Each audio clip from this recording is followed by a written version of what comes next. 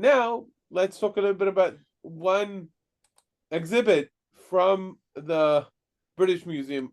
A benefit that we have here that I didn't have in the museum, by the way, is the fact that here we can go through the exhibit in a way that is chronological to the biblical order.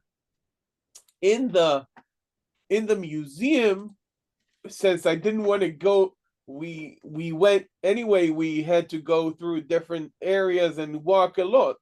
But if I were to go through the exhibits in a historical way, kind of starting with Genesis and so forth, we would have had to walk even more because we would have had to go back and forth in different places. But now in this kind of online series, we can all sit, have a cup of coffee, cup of tea, and get to talk about some of these exhibits without walking at all. Okay, and I wanted to start with this exhibit. This is a clay tablet.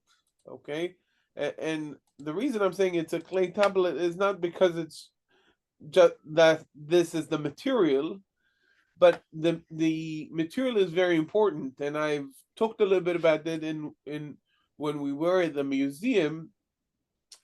The clay tablets do preserve better than parchment or paper, and are easily to write, more easier to write on than stone.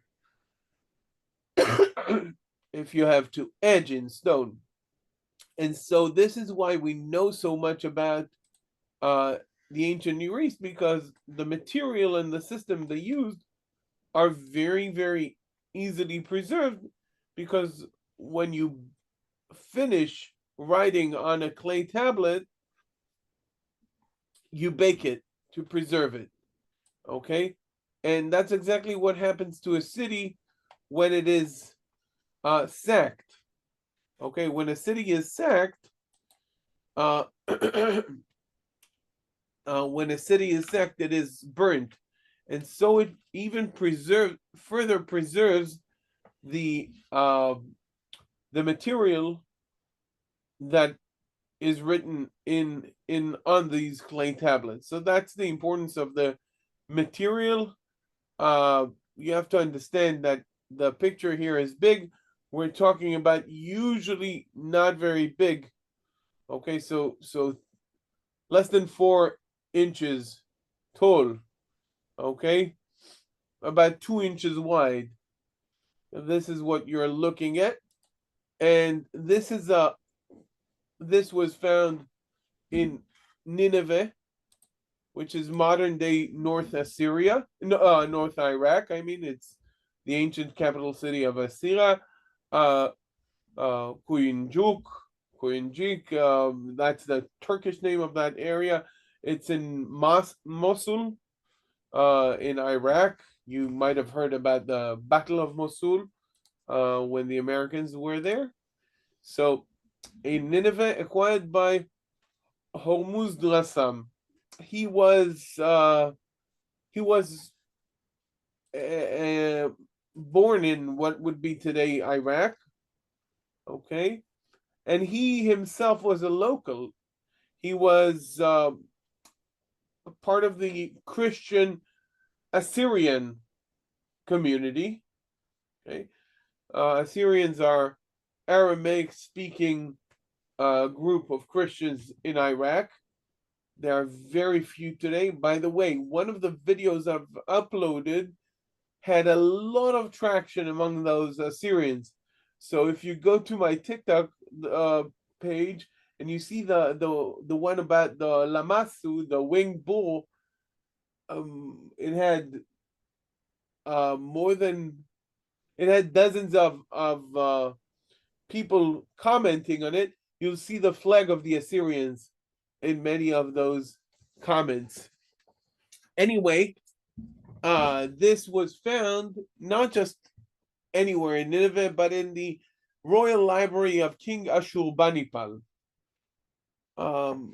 The Library of Ashurbanipal is the library that is said to inspire the Great Library of Alexandria. Okay, King Ashurbanipal simply gathered, a little bit like the British Museum itself. He went and took whatever he didn't have from Babylon and from other places. Okay, but he also had various scribes sitting and writing.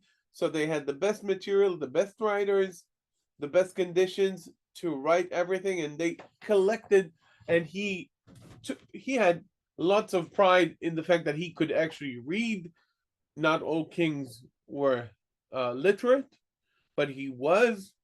Okay, and the Library of Ashurbanipal at Nineveh is one of the great achievements of scholarship in the ancient world. And why is it important for us, after having talked about where it was found, who found it, and what is it made of, and what script it, why is it important for us? Because it's a copy of Enuma Elish, part of the creation epic story of Enuma Elish. Enuma Elish is like the names of the books of the Torah, is simply the beginning of the opening words of that book. Literally, Enuma Elish means at the time above. Okay, at the time above so and so. These are the opening words of the book, of this epic poem, and this is why it's called by these words. Same for the book of Bereshit, right? Which is the first word of the book of Bereshit. So Enuma Elish are the two first words of the epic poem of Enuma Elish.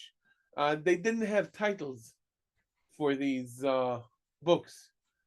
Okay, when I'll write my book, The Funny Grammar of Biblical Hebrew, it's going to have a title, The Funny Grammar of Biblical Hebrew. It's not going to be the first words of the book.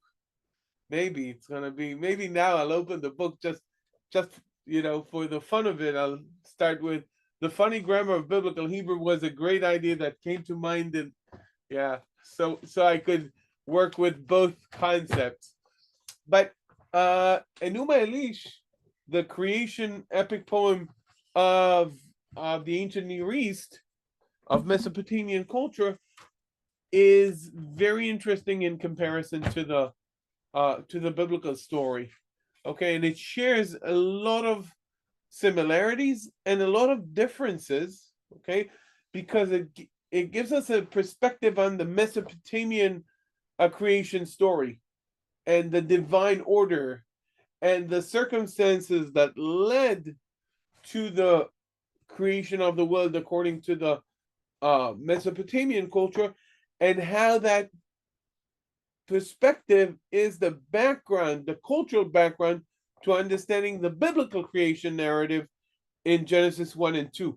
Many, many similar ideas, many different ideas, and the differences are better understood in light of the similarities, and in light of what would be the alternative option in the minds of the readers.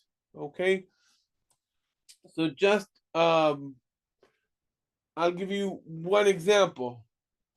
Okay, we talk about the water, the place of the water in the creation account. The Spirit of God was hovering over the surface, or the face of the deep, the depth. Veruach Elohim merachefet al penei tehom. Now, in the story of Enuma Elish, the deep water monster that is fought against by the God that creates the world is called Tiamat. very close to the word Tehom. And the body of Tiamat is divided in order to create the water that are below and the water that are above. So all of these similarities and differences help us better understand the message of the Bible, because the Bible was given or to the people of Israel on a backdrop of a certain on a backdrop of a certain society and a certain culture. And in order to understand the Bible, really understand it, you have to know what was the culture with which it is conversating. Okay, so that is one one item that is found in the library, and if you want to see it, it's in gallery 55, case 8. I must admit, as I said before, we didn't get to see all of the things, so we'll go one by one, and we'll be able to go again, God willing,